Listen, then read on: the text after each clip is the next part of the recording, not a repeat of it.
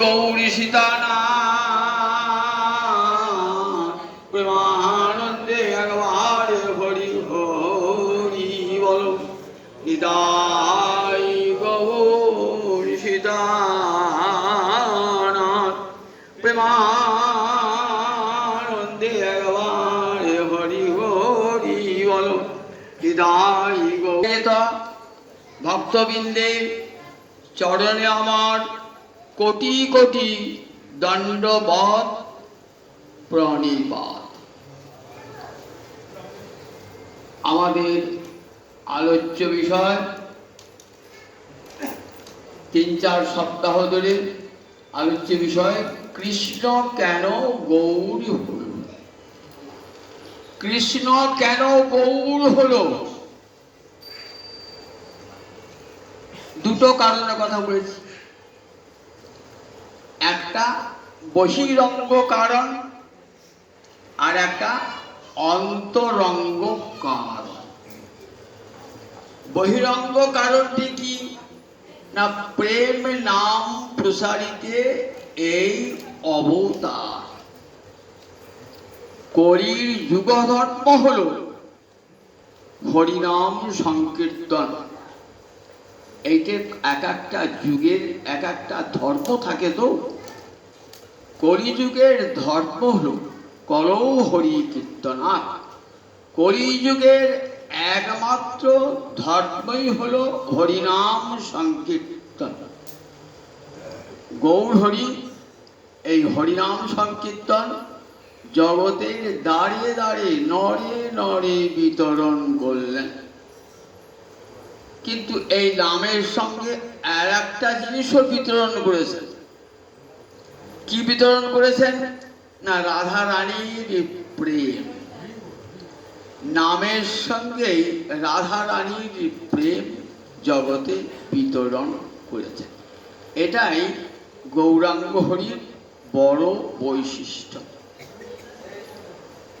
যে রাধারানীর প্রেম জগতে আর কেউ এসে কোনো অবতার দান করেন না।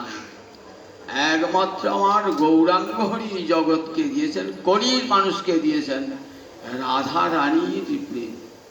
যে প্রেমের নাগাল ব্রহ্মাদি দেবগণ পর্যন্ত পান না। আপনারা ভাগবতে শুনেছেন তো, ভগবদ গীতায় উদ্ধব বলছে গোপীগণকে যে গোপীগণ ভবত্ত লোক পূজিতা, তোমরা ত্রিভুবনে পূজিত হবে। জগতে যত যত ভক্ত আসবে তোমাদেরকে পূজা করবে। তোমরা যে প্রেমের অধিকারিণী, সেই প্রেমের কণা মাত্র কারা পেতে চায়? যারা যোগীন্দ্র মুনীন্দ্র ব্রহ্মাদি দেবগণ সেই প্রেমের একটু কণা পেতে চায়। সেই প্রেম দান করেছেন কলিযুগে। ব্রহ্মার দুর্লভ প্রেম দিতেছেন যাচিয়া। ব্রহ্মার দুর্লভ প্রেম, নিতাই গুণ মণি আমার, নিতাই গুণ মণি, আনিয়া প্রেমের বন্যা ভাসালো লবণী। প্রেমের বন্যা লইয়া নিতাই আমার আইয়া গৌর দেশে। ডুবিল ভক্ত গণ দিনহীন ভাসে। পতিত পামরে প্রভু আমার কভু নাহি বাসে। ব্রহ্মার দুর্লভ প্রেম সবাকারে যাচে। কত বড় দান নিতাই চাঁদের একবার দেখুন। কেন কলির মানুষ হাত তুলে জয় নিতাই বলবে না? বলেন দিকে একবার। এত বড় দান আর কেউ দিয়েছে? জগতের যারা অচ্ছুত সবাই যাকে দূরে ফেলে ঠেলে ফেলে দিয়েছে, তুই নির্জাতি, তুই পাপী, এই বলে যাদেরকে দূরে সরিয়ে দিয়েছে, নিতাই আমার তাদেরকে কোলে করে নিয়ে এসেছে। তোরা কেউ পাপী নোস, তোর একবার কৃষ্ণ বল, একবার কৃষ্ণ বল, তোদের হাতে ধরি পায়ে বলি। এমন মানুষটাকে ভালোবাসবেন না? প্রাণ ভরি সবাই ভালোবাসে। যে মানুষকে এমন করে ভালোবেসেছে, ব্রহ্মার দুর্লভ প্রেম দিতেছেন যাচিয়া। সেই ব্রহ্মা কি দিলেন? গৌরাঙ্গ অবতার আমরা দেখলাম, সেই প্রেম দান হলো। তাহলে নাম প্রেম প্রচারিতে এই অবতার, এটা বহিরঙ্গ কারণ। অদ্বৈত প্রভু শান্তিপুরে গঙ্গার তীরে বসে নয়ন জলে বুক ভাসিয়ে রাখছেন, একবার এসো হে, ওহে আমার প্রাণ কৃষ্ণ, একবার এসো হে। কলিজীবকে নাম দেবার জন্য একবার সুরে কাঁদছেন, নয়ন জলে বুক ভাসি। সেই অদ্বৈতীর প্রার্থনায় নেমে এলেন শচীগর্ভ সিন্ধু মাঝে। এটা তো গেল বহিরঙ্গ কারণ, এটা সবাই জানে। কিন্তু আর একটি অন্তরঙ্গ কারণ, সেটির সন্ধান দিয়েছেন কে? আগে তিনি বলেছি স্বরূপ দামোদর। স্বরূপ দামোদর কে? এর আগে নাম ছিল পুরুষোত্তম ব্রহ্মচারী। মহাপ্রভু সন্ন্যাস নেন না, তখন নবদ্বীপ ত্যাগ করে চলে যান কাশীতে। কাশীতে গিয়ে বেদান্তাদি শাস্ত্র চর্চা করেন। যখন শুনলেন আমার মহাপ্রভু পুরীধামে এসেছেন, তখন আবার মহাপ্রভুর চরণে এসে বললেন, মহাপ্রভু দেখ, সেই প্রভু ধন্য, সেই ভক্ত ধন্য যে না ছাড়ে প্রভুর চরণ।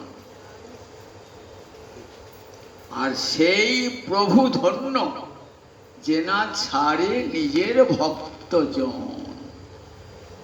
সেই প্রভু ধন্য যে নিজের ভক্তকে ত্যাগ করে না। সেই ভক্ত ধন্য যে না ছাড়ে নিজ প্রভুকে। চুলের মুঠি ধরে যেন নিয়ে এলেন নিজের কাছে সর্বদামোদর। পুরীধামে 24টি বৎসর মহাপ্রভুর সাথী। দুয়ারে অতন্ত্র প্রহরী হয়ে থাকতেন। কত বিনিদ্র রজনী কাটিয়েছেন মহাপ্রভুর জন্য, বলুন দেখি একবার। 24টা বৎসর ওই গম্ভীরার দরজায় বসে আছেন আমার মহাপ্রভু। যতক্ষণ না নিদ্রা যাচ্ছেন ততক্ষণ পর্যন্ত জেগে আছেন স্বরূপ দামোদর। রায় রামানন্দ একটু রাত্রি হলে চলে যেতেন, থাকতেন গোবিন্দ আর স্বরূপ দামোদর। সেই স্বরূপ দামোদর একটা করছে আমরা সংক্ষিপ্ত ইতিহাস। সেখানে গৌরহরির অবতীর্ণ হওয়ার অন্তরঙ্গ কারণটি আমাদের কাছে নির্দেশ করে। বাংলায় বলি যে একবার, কৈছন রাধা প্রেমা, কৈছন মধুরিমা, কৈছন সুখে তিহ ভোর। কৈছন রাধা প্রেমা, রাধারানীর প্রেম কেমন, আর সেই প্রেমের আলোকে আমার মধুরিমা, আমার মাধুর্য কেমন। কৈছন সুখে তিহ ভোর। রাধারানী আমাকে ভালোবেসে পরম সুখে কেমন বিভোর থাকে। এই তিনটি সংস্কৃত ভাষায় লিখেছে মহাজন বাংলায় শুনে যাবে। শ্রীরাধায়া প্রণয় মহিমা কীদৃশ, রাধারানীর প্রেমের মহিমা কেমন। অনয়া আস্বাদ্য জেনাদ্ভূত মধুরিমা বা কীদৃশ। অনয়া মানে এই রাধারানীর দ্বারা আস্বাদিত আমার মাধুর্যই বা কেমন। সৌখ্যং চাস্যা মদ অনুভবত, আমাকে অনুভব করে ভালোবেসে রাধারানীর অন্তরের সুখ কেমন হয়। ইতি লোভাত, লোভ জাগলো বৃন্দাবনে রাধারানী এবং গোপীগণের সঙ্গে কত প্রকার রস আস্বাদন করলেন। রসরাজ গোবিন্দ আস্বাদন করে অন্তরে অন্তরে লোভ জাগিল যে আমি ভগবান হয়েও জানতে পারলাম না রাধারানীর প্রেমের মহিমা কেমন, আর সেই প্রেমের আলোকে আমার মাধুর্য কেমন, আর আমাকে ভালোবেসে রাধারানীর অন্তরে সুখটা কেমন। সূক্ষ্ম চাষাবলী দুটি কারণ সংক্ষেপে আলোচনা করেছি। শ্রীরাধায়া প্রণয় মহিমা কীদৃশ, দ্বিতীয় কারণটি অনয়া আস্বাদ্য জেনাদ্ভুত মধুরিমা, এটি আলোচনা করেছি। আজকে আলোচ্য বিষয় সূক্ষ্ম চাষা মদনুভবত, আমাকে ভালোবেসে রাধারানীর অন্তরের সুখ কেমন হয়। আমরা প্রাকৃত রসশাস্ত্র করেছি। ভরতমুনি প্রাকৃত রসশাস্ত্রের আদি প্রবর্তক। পরবর্তীকালে ওই ভরতমুনিকে অনুসরণ করে সংস্কৃত সাহিত্যে বহু রসতত্ত্ব রসগ্রন্থ রচিত হয়েছে। সেই প্রাকৃত রসশাস্ত্র মানে প্রাকৃত জগতের মানব মানবীর ভালোবাসাকে কেন্দ্র করে যে রসশাস্ত্র, তার নাম প্রাকৃত রসশাস্ত্র। সেই প্রাকৃত রসশাস্ত্রে কি বলেছেন, নায়ক ভালোবাসে নায়িকাকে, নায়িকা ভালোবাসেন নায়ককে, উভয়ের সমান আনন্দ হয়। দোহার যে সমরস ভরত মুনি মানে, আমার ভুজের রস সেহ নাহি জানে। কবি গোস্বামীপাদ বলছেন দোহার মানে দুইজনের সমান রস, সমান আস্বাদন হচ্ছে। নায়ক ভালোবাসে নায়িকাকে, নায়িকা ভালোবাসে নায়ককে, তা তো দুজনের আনন্দ সমান হবার কথা। এটাই প্রাকৃত রসশাস্ত্রের কথা। কবিরাজ গোস্বামীপাদ বলছেন আমার ব্রজের রস সেহ নাহি জানে। ব্রজের রসের কথা, এই অপ্রাকৃত রসের কথা প্রাকৃত রসকবিদ যারা তারা জানেন না। এখানে কার বেশি আনন্দ হয় বললেন, বিষয় আর আশ্রয়। এটা আগে আমরা বুঝিয়েছি। একটা রস থাকে দুটো পাত্রে, এই পাত্র দুটোর নাম কি, একটা আশ্রয় একটা বিষয়। অর্থাৎ যেখানে রসটা তৈরি হচ্ছে তাকে বলে আশ্রয়, আর রসটা যে খাবে তাকে বলে বিষয়। তাহলে দুটো পাত্রে রস যাচ্ছে, একটা পাত্রে রস তৈরি হচ্ছে আর একটা পাত্রে রস আস্বাদন করছে। যে পাত্রে রস তৈরি হচ্ছে তাকে বলে আশ্রয়, আর যে রসভোক্তা তাকে বলে বিষয়। মায়ের অন্তরে স্থায়ী ভাব হলো পুত্র বাৎসল্য। পুত্র বিদেশে গিয়েছে, পুত্রের জামা দেখে মায়ের অন্তরে ভালোবাসা জেগে উঠছে। অন্তরে একটা অনেক বছর অনুভূতি। ছোটবেলাকার খেলনা দেখে এই যে আমার খোকা নিয়ে খেলা করতো, তখন মায়ের অন্তরে কেমন একটা অপূর্ব একটা আস্বাদন চমৎকারিত্ব লাভ হয়। মায়ের সেই বাৎসল্য রসগোল্লা, আর সেটি কাকে ভোগ করাচ্ছেন, ছেলেকে ভোগ করাচ্ছেন, ছেলে হলো বিষয়। তাহলে আশ্রয় আর বিষয় এদের সমান আস্বাদন হয়। আশ্রয় বিষয় আশ্রয় বলে না, এটা প্রাকৃত রসের ক্ষেত্রে হয়ে থাকে, কিন্তু অপ্রাকৃত রস ব্রজের রস, সেখানে আশ্রয়ের অধিক আনন্দ।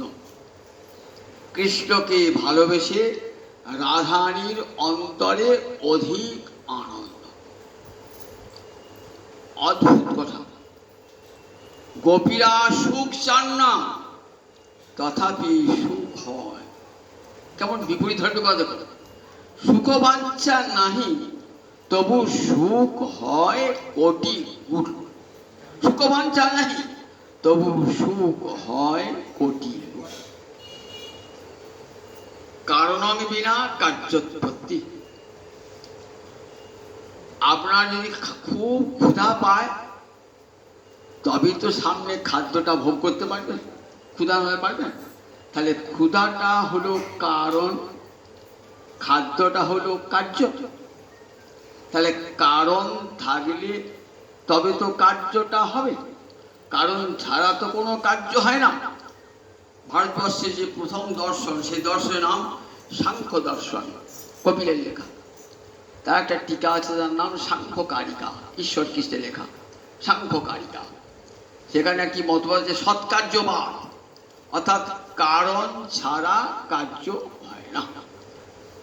আপনি গঙ্গাসাগর করে যাচ্ছেন তো দেখলেন রাস্তায় একটা মাটির ভাঁড় পড়েছে, তখন মাটির ভাঁড়টা কুড়িয়ে দেখছেন গায়ে কি আছে, মাটি আছে। এই ভাঁড়টাকে তৈরি করেছে একটা নিশ্চয়ই কুম্ভকার আছে। তাহলে দুটো কারণ পাচ্ছেন, একটা মাটি কারণ, গায়ে লেগে আছে মাটিটা, এটা হলো উপাদান কারণ।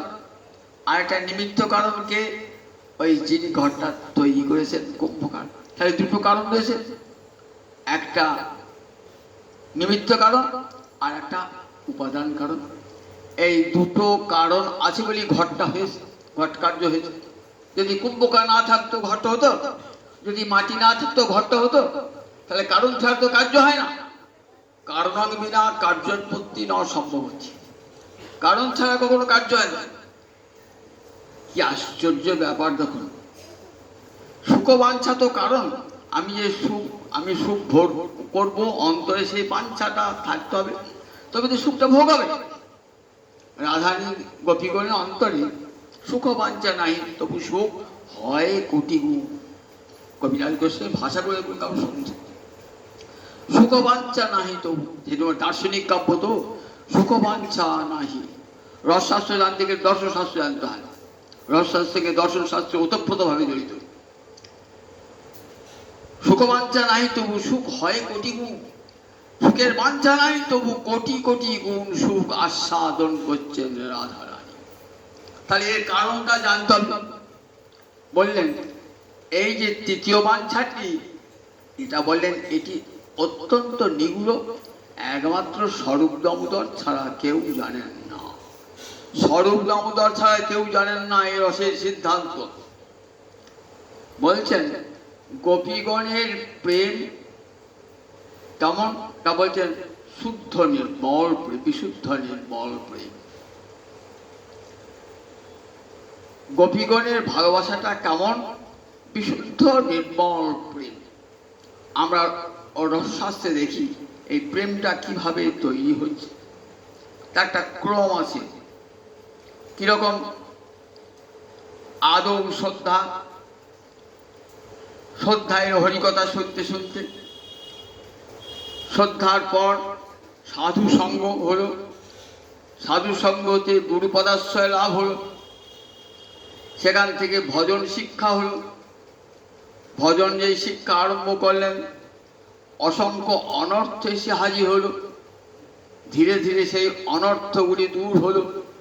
তারপরে এলো নিষ্ঠা, তারপরে এলো রুচি, তারপরে এলো আসক্তি, তারপরে এলো প্রেম। এই জগতের সাধকেরা এই পর্যন্ত অগ্রসর হতে পারে, এর বেশি না। এইবার ব্রজের ভাবটি তার পরবর্তী স্তরে। এই প্রেমটা বাড়তে বাড়তে গিয়ে কি হলো, ব্রজেতে গিয়ে প্রেম, স্নেহ, রাগ, অনুরাগ, ভাব, মহাভাব। মহাভাবের আবার দুটো দশা, রূঢ়, অধীরূঢ়। অধীরূঢ় আবার দুটো, মদন আর মাদন। রাধারী এই মাদনাক্ষ মহাভাবে, অর্থাৎ প্রেমের একবারে চরম সীমা, যেটা আমরা কল্পনাতেও আনতে পারি না। মাদনাক্ষ মহাভাব, যেখানে একসঙ্গে মিলন এবং বিরহ দুটেরই অনুভূতি হয়ে যায় একসঙ্গে। তাহলে বুঝুন একবার, প্রেম বাড়তে বাড়তে বাড়তে বাড়তে গিয়ে বলেন গোপীদের ক্ষেত্রে রূঢ় মহাভাব, অর্থাৎ ছটা সাতটা সাত্ত্বিক ভাব যখন উদ্দীপ্ত হয় তখন তাকে বলে রূঢ় মহাভাব। আর সবকটা ভাব যখন একসঙ্গে, আটটা সাত্ত্বিক ভাবই যখন একসঙ্গে সুউদ্দীপ্ত হয় তখন তাকে বলে অধীর। অন্য সমস্ত গোপীগুণের যে মহাভাব ওই রূঢ় দশা পর্যন্ত, রাধারানী আরো একটু উঁচুতে অধীরূঢ় প্রেমের দশা, সেখান থেকে আবার উঁচুতে মাদনাক্ষ মহাভাব। সর্বভাবত গমল্লাসী মাদন অয়ং পরাৎপর রাজতে হ্লাদিনী সার রাধায়াম এব য সদা। উজ্জ্বল নির্মূর্তে রূপসে পাদ বলছে মাদন ভাবটা কি? মাদয়তি জগৎ সর্বং, সমস্ত জগৎকে মাতিয়ে তোলে। গোবিন্দের হৃদয়কে মাতিয়ে তোলে যে প্রেম। সর্বভাবত কমল্লাসী, একসঙ্গে সবকটা ভাবের উদয় হয়। ভাব সন্ধি, ভাব সাবল্য, ভাব সংবর্ধ, ভাব শান্তি সব একসঙ্গে উদয় হয় রাধারানীর প্রেমের সমুদ্রে। এরকম উথাল পাথাল ঢেউ উঠছে আর নামছে প্রেম সমুদ্রে। উন্মজ্জন্তি নিমজ্জন্তি। রাধারানীর প্রেম এত উত্তুঙ্গ সীমায় যেটা আমরা কল্পনাও করতে পারি না। আমাদের সেই গোপী দেখার চোখ নাই। আমরা গোপীগণকে কি মনে করি? এই প্রাকৃত জগতের মানবী গোয়ালিনী বলে ভাবি। বলে কখনো তা ভাববেন না। গোবিন্দ যে রাস করছেন এই প্রাকৃত জগতের মানবীগণকে নিয়ে করছেন নাকি? যদি ভেবে থাকেন তাহলে মহাপাপ হয়ে যাবে। তাহলে গোবিন্দ যে গোপীগণকে নিয়ে রাত্রিকালে রস আস্বাদন করছে, রাস করছেন, বললেন বলে এটা এটা কিরকম লীলা হলো ভগবানের? বললেন ভগবান নিজের সঙ্গে নিজে লীলা করছেন। নিজের সঙ্গে কিরকম? গোবিন্দ তো একা, এক এবং অদ্বিতীয়। শাস্ত্রে কি বলছি? ব্রহ্ম এক এবং অদ্বিতীয়। অগ্রে আমি একাই ছিলাম। চতুর্শ্লোকী ভাগবতে অহম এবং আসম ইবাক্রে, আমি একাই ছিলাম। কিন্তু একাকী নইব রমতে, একাকী খেলা হয়? একটা বন্ধু চাইতো, জোট চাইতো, সঙ্গী চাইতো, তো খেলা হবে। কোথা পাবেন দ্বিতীয়? নিজের অঙ্গ হতেই তো এসে গেলেন রাধা রানী, খেলা হবে। তার রাধারানীর নিজ অঙ্গ হতে রাধা, গোবিন্দের অঙ্গ হতে রাধারানী। এত শতকোটি গোপী বলে সব রাধা রানীর কায় উহ, রাধারানী হতেই শতকোটি গোপী। তাহলে কৃষ্ণই রাধারানী হয়েছে, কৃষ্ণই শতকোটি গোপী হয়েছে। বিশ্বল চক্রবর্তী রাসের টিকা করতে বলছেন, হ্যাঁ গো তোমরা যে বলছি পরদার, কে পরদার গো? কে পরদার? পরদার পরপতি দেখাও, তবে তো পরদার বিনোদন বলবে। রাসের তত্ত্ব না বুঝে ডাকাতের হাতে ছুরি আছে, ডাক্তারের হাতে ছুরি আছে, দুটো কি এক? আদর্শে বিচার করলে ডাক্তারের হাতে ছুরি আর ডাকাতের হাতে ছুরি দুটোই ক্যাগড়ে কি? একজন প্রাণ হরণ করবে ডাকাতটা, আর ডাক্তার প্রাণ দান করবে। তাহলে দুটো এক হলো নাকি? দুটো তো পৃথক। কিন্তু আমরা সেই ভাবি গোবিন্দ এতগুলি রাত্রিবেলায় অতি নির্জনে বনভূমিতে এতগুলি গোপীর সঙ্গে রাসবিলাস করছে। বলছেন দেখো গো কে খাচ্ছে? আমি যদি হাতি খাচ্ছে বলি, হাতি কি খাচ্ছে? গাছ উপড়িয়ে খাচ্ছে, কলা গাছ উপড়িয়ে খাচ্ছে। আর রাজা খাদ্য বলে কি বোঝায়? রাজা কি খাচ্ছে? রাজা রাজভোগ খাচ্ছে, বোঝায় না? দুটোই তো খাদ্যতি ক্রিয়া, দুটোই তো খাদ্যতি ক্রিয়া। তাহলে দুটো কি এক নাকি? হাতির খাওয়া আর রাজার খাওয়া দুটো এক হয় নাকি? ডাকাতের হাতে অস্ত্র আর চিকিৎসকের হাতে অস্ত্র দুটো এক হয় নাকি? চিকিৎসক জগতের মঙ্গলের জন্য। তাই গোবিন্দের যে রাসবিলাস জগৎ জীবের মঙ্গলের জন্য, কল্যাণের জন্য তার আশীরা। দেখবেন যদি যদি প্রাকৃত মানবীগণকে নিয়ে গোবিন্দ আশীরা করতেন, তাহলে কি সেই আসলে যোগীন্দ্র মুনীন্দ্র বসে থাকতেন? উঠে পালাতেন, উঠে পালাতেন। কারা শুনছে বসে? আমার মতো সাধারণ লোক নয়, যারা যোগীন্দ্র মুনীন্দ্র, যারা জগতের শ্রেষ্ঠ ব্যক্তি, তারা শুনছেন, তাদের কত যোগ জ্ঞান তপস্যা আছে, তারা বসে 7 দিন একাসনে বসে শুনছেন। স্বয়ং ভগবান পরশুরাম শুনছেন, ব্যাসদেব শুনছেন, অত্রিমুনি শুনছেন, দেবল মুনি শুনছেন, সব মুনিরা নিস্তব্ধ হয়ে শুনছে সেই রাসবিলাসের কথা। আর জ্যোতি গোপীরা প্রাকৃত মানবে তো ঊর্ধ্ব প্রণাম করতেন। বন্দে নন্দবতস্নামে পাদেরুম অভিজ্ঞাস।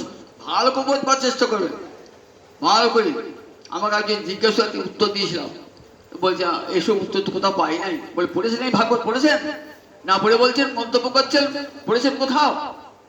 না পড়ে বলছেন, লোকের মুখে শুনে বলছেন। পড়ে দেখুন, ব্রজগোপীদের চরণ বন্দনা করছে উদ্ধব। উদ্ধব সে লোক নয়, সে উদ্ধব বলছে বন্দে নন্দ ব্রজ শ্রীরামে পাদেরুম অভিজ্ঞাস। যদি প্রাকৃতিক জগতে মানবী হতো তাহলে বলে আচ্ছা বেশ, রাজার মধ্যে কি শিক্ষাটা হলো? বলে বড় শিক্ষা হলো। তোমার যদি বোঝবার শক্তি থাকে তাহলে দেখবে বড় শিক্ষা হলো। গীতা পড়েছো কোনোদিন? না পড়ি নাই। পড়ো, শেষ শ্লোকটা কি আছে? সর্বধর্মান পরিত্যাজ্য মামেকং শরণং কুরু। সর্বধর্ম পরিত্যাগ করে আমার চরণে শরণ গ্রহণ করো। আর কোন ভক্তের মধ্যে দেখা হয় সর্বধর্ম পরিত্যাগ? গীতাকে সূত্র বলা হয়, ভাগবতকে বলা হয় উদাহরণ। শিক্ষক মশাই যখন ক্লাসে পড়াচ্ছেন, সন্ধি পড়াচ্ছেন, বলে দেখো হর্ষের পর হর্ষইকার থাকলে উভয়ে মিলিয়া দীর্ঘকার হয়। বলে একটু উদাহরণ দেন। ব্ল্যাকবোর্ডে বসিলেন গিরিযুক্ত ইন্দ্র গিরীন্দ্র। অকারের পর আকার থাকলে উভয় আকার হয়। উদাহরণ দেন দেবযুক্ত আলয় দেবালয়। তাহলে একটা সূত্র যে বলে উদাহরণ তো গীতাতে সূত্র আকারে তুলে দিলেন, সেখানে উদাহরণ নয়। উদাহরণ হলেন শ্রীমদ্ ভাগবত উদাহরণের। সর্বধর্মান পরিত্যাজ্য, সব ধর্ম পরিত্যাগ। কোন প্রহ্লাদেরও নাই, ধ্রুবেরও নাই, মহারাজ অম্বরীশেরও নাই। আছে, দেখাতে পারবেন না। কিন্তু একমাত্র তাহলে যদি না হতো সর্বধর্ম পরিত্যাগ, তাহলে গীতা বাক্যটা মিথ্যাই হয়ে যেত। গীতা বাক্য তো মিথ্যা হয় না। গোপীরা সর্বধর্ম ত্যাগ করেছেন। দেহধর্ম, গৃহধর্ম থেকে আরম্ভ করে নারীর যেটি সর্বশ্রেষ্ঠ ধর্ম পাতিব্রত্য ধর্ম, সেটাও পরিত্যাগ করেছেন। জগৎকে দেখাচ্ছেন অনুরাগের প্রাবল্যে সব ভেসে যায়, সংসার প্রশ্নে সব। গোবিন্দ নিজেই গোপী, গোপী জগৎকে দেখাচ্ছেন একটা মহাশিক্ষা। দেখো, সংসারের সব বিষয়ে বাসনা পরিত্যাগ করি, হে গোবিন্দ মাং মদিয়ং অহং দদি, তোমার চরণে আমি নিঃশেষে নিজেকে সমর্পণ করলাম। তুমি কৃপা করে তোমার চরণে শরণ দিও আমাকে। এই শরণাগতি গীতার শেষ কথা শরণাগতি। সেই শরণাগতি দেখাতে যদি গোপীরা না আসতেন, জগৎকে শিক্ষা দান করলেন। তাই সুখদেব বলছেন, যারা এই রাসলীলার কথা বসে বসে শুনবেন তাদের কি ফল লাভ হবে? বলেন হৃদয়ের যে কাম রোগ, সেটা চিরকালের জন্য বিনাশ প্রাপ্ত হয়ে যাবে। ভালো করে কান পেতে শুনুন। হৃদয়ের যে কাম রোগ, সেটা চিরকালের জন্য ধ্বংস হয়ে যাবে। হৃদরোগং কামং আশু অপহীনতি, তাড়াতাড়ি চলে যাবে।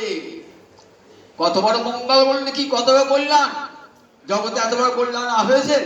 তাই রাজনাকে সর্বলীলা মুকুটমণি বলা হয়েছে।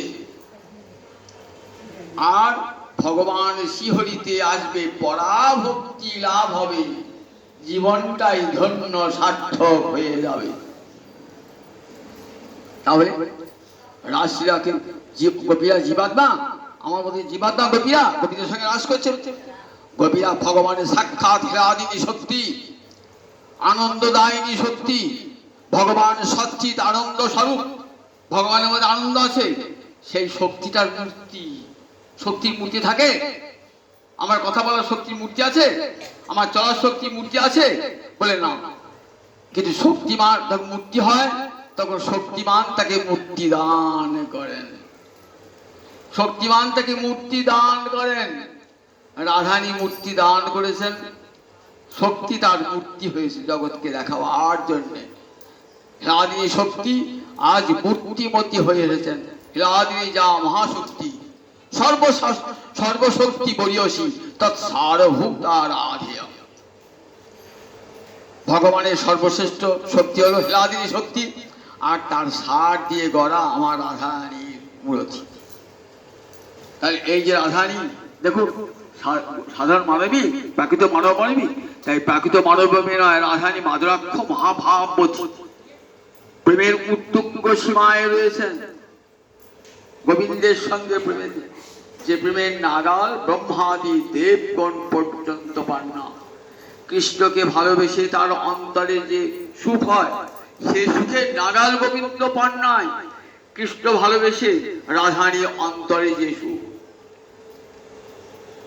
চণ্ডীদাস বলছেন এমন দোহার প্রেম কবু দেখি নাই শুনি, পরাণে পরাণ বাঁধা আপনায় আপনি। আমাদের জগতে প্রেম হয় দেহের সঙ্গে দেহের বাঁধা, পরাণের সঙ্গে পরাণ বাঁধা হয় নাকি? পরাণের সঙ্গে পরাণ বাঁধা হয় না। দেহজাত প্রেম দুদিনে নষ্ট হয়ে যায়, থাকে না। আর অপ্রাকৃত প্রেম অমর, তাকে কেউ মারতে পারে না, সর্বদা ধ্বংস রহিত। ধ্বংসস্য কারণে সতী, ধ্বংসের কারণ থাকলেও যে প্রেমের বিনাশ নাই, একমাত্র রাধা মাধবের প্রেম, সে প্রেম কখনো বিনাশ প্রাপ্ত হয় না। জগতে যাকে দেখছে সব কাম প্রেম নয়। আমরা বলি ওই ছেলেটার সঙ্গে মেয়েটার প্রেম হয়েছে, প্রেম হয়েছে, প্রেম হয়েছে, এত বড় ভালো কথা। প্রেম শব্দটা একটা খারাপ সে লাগিয়ে দেওয়া হলো প্রেম কথাটা। প্রেম একমাত্র ভগবানকে ছাড়া কার প্রেম হয় না, কার ভগবান ছাড়া প্রেম হয় না। প্রেম অতি উচ্চ স্তরের জিনিস, সেটি কখনো হয় না। বলে ওটা কাম, কাম প্রেম দুহাকার একই লক্ষণ, একই লক্ষণ। কামও কিনা সামনে তারে কহে প্রেম না। কাম দেখ গোপিকার প্রেম, গোপিকার কামকে প্রেমী, কিন্তু জগৎ দেখতে ঠিক প্রাকৃত মানব মানবীর মতন, তাই বলে তাকে কাম বলা। বলে না গো, গোপী প্রেমকে কাম বলো না, কাম আর প্রেম। বলে দেখো, কাঁচ আর হিরে দেখতে একরকম, কাঁচ আর হিরে দেখতে একরকম নয়। আমি কাঁচ বলে ও দুটি এক, দুটি এক। আমরা বিচার বুদ্ধিটা কেমন দেখো? বলে হ্যাঁ দুটি এক। জহুর কাজ জহুর করতে দুটি এক হয়। ওই কাঁচটা মিজিয়ে দেবে কিংবা হিরেটা সেরে যাবে, কিরম আছে দেখছি, কিন্তু দুটোই এক। তাহলে কাম আর প্রেম দুটো কেমন? বলে একটা কাঁচ আর একটা হলো হিরে। প্রেম হলো হিরের টুকরো, কাম হলো কাঁচ। লোহা আর সোনা, লোহা কেমন? বলে লোহা দেখো, লোহা, কাম হলো লোহা আর প্রেম হলো সোনা। কাম হলো অন্ধকার, মানুষকে অধঃপতন অন্ধকারে ডুবিয়ে দিয়ে যায় মানুষকে। যে কামান্ধ সে নিজে হিটটাও যায় না, এমনি জগতের চোখ নাই, সে নিজেকে জানে না। কিন্তু যে কামান্ধ সে নিজেকেও জানে না।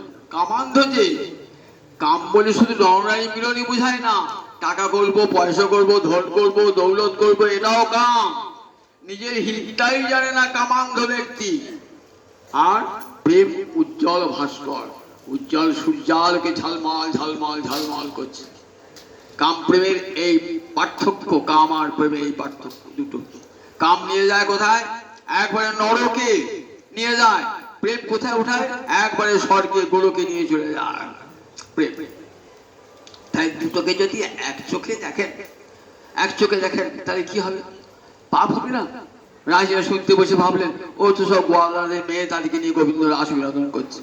তাহলে কত বড় কুপ্রবৃত্তিটা আপনি নিয়ে বাড়ি গেলেন রাস শুনতে এসে। সেই জন্য শুনো, সাবধান, আগে যখন রাস করেন না, সব জায়গায় রাস কথা বলেন না। উপযুক্ত শ্রোতা না থাকলে না রাসের কথা পড়েরা বলতেন না, কীর্তনীয়রা গাইতেন না, যেখানে সেখানে রাস গাইতেন না। মন্দির যেখানে ভক্ত আছে, মালা তিলকধারী সব বৈষ্ণব আছে, সেখানে ওই রাসের কথা বলতেন। কারণ অপব্যাখ্যা করবে, মানুষ জানে না, তারা তো পড়ে না, জানে না, শোনে না, মন্তব্য করে পড়ে দেয়। বলেন দেখো, জানো আগে ভাগবতটা ভালো করে শোনো। কান পেতে আগে কীর্তন শোনবার পূর্বে ভাগবতটি আগে ভালো করে শুনতে হয়, তবে তো রাধা মাধবের লীলা কথা জানতে পারবে। বলে এই নিগুড় রসের কথা কে জানে? একমাত্র স্বরূপ গোস্বামী পাদ জানেন। সেই স্বরূপ গোস্বামী পাদ বলছেন যে দেখো, গোবিন্দের সঙ্গে রাধারানীর রাসবিলাসে রাধারানীর যে আনন্দ হয় সে আনন্দ গোবিন্দেরও হয় না। তাই গোবিন্দের অন্তরে ইচ্ছা জেগেছে রাধারানীর অন্তরের সুখ আমি কেমন করে আস্বাদ করি। সেই লোভেতে কৃষ্ণচন্দ্র গৌরাঙ্গ হলেন। এই সুখের বিস্তার বিশাল আছে। আমি পরের দিন করবো। আজ 8টা বেজে গেছে তো, এবার আরতি হবে। আরতি আবার পরের দিন আলোচনা হবে। পরের সোমবারে করবো। রবিবার দিন ওই সেনগো গোল্ডে বলে গেছি পাঠ হবে। সোমবার দিন আপনারা আসবেন। সোমবার দিন এখানে আবার